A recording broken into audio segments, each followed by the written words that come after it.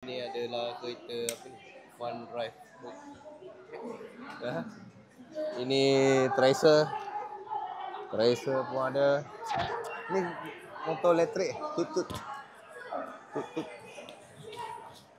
Tut pun beli tutut. Siapa nak beli tutut? Jom. Professional care product. Ni abang banyak glamour di TikTok. Dia jual lampu kuning. Sangat glamour, biasa tengok dalam telefon saja. Boleh cakap sepatah dua kata produk.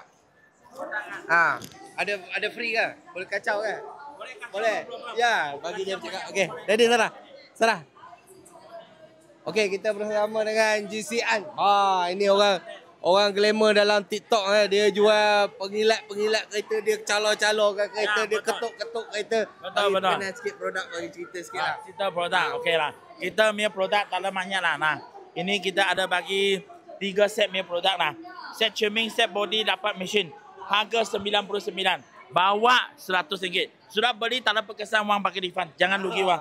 Jangan takut lugi wang. Takut saya pun ada beli kat sana yang kita buat itu. Ni yang kita beli. Kita pun ada buat ibunya. Parah. Okey lah. Terima kasih. Ambil nombor satu lah. Gizi. Okey, mari. Nah, Amoy. Amoy. Ada Amoy ya. Mana? Sini kita kereta sini. Bukan tu. Itu Amoy. Ini Amoy kecil. Mana? Sini.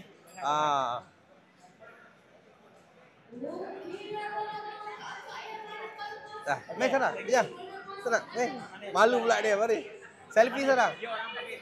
Mari sana. Dia tolong. Okey. Sini sebelah. Sana sini.